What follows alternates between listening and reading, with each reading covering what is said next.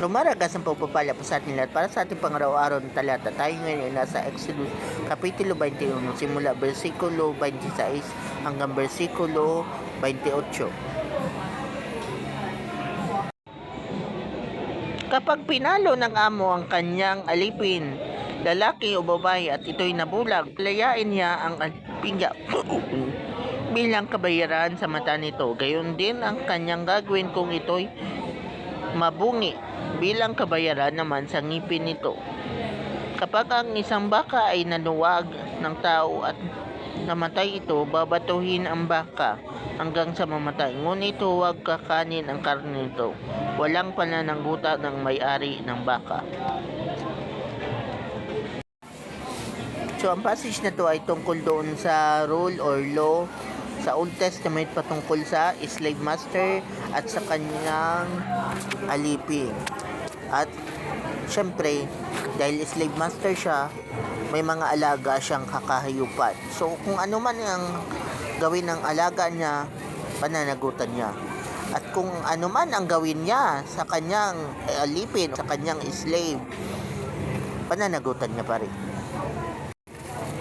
At marahil ay mawalan siya ng alipin o slave dahil sila ay mapapalaya sa kanilang pagiging alipin kapag sila ay pinagmalupitan o minamaltrato ng kanilang slave master.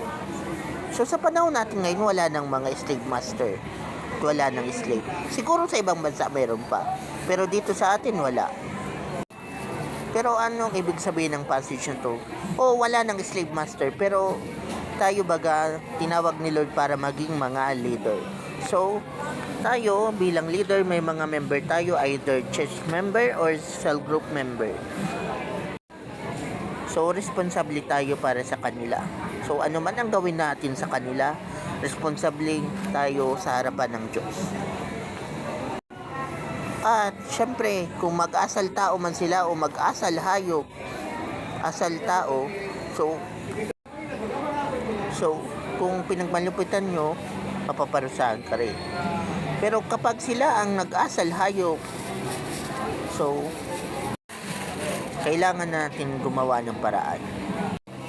At dapat maalaman nila na magiging responsible sila sa kanilang mga pinaggagawa. Kaya sa ayaw at sa gusto mo, mag-asal tao ka man o mag-asal hayop, sa mata ng Diyos, sa batas ng Diyos at sa batas ng lupa or sa batas ng bansa, ng responsable ka.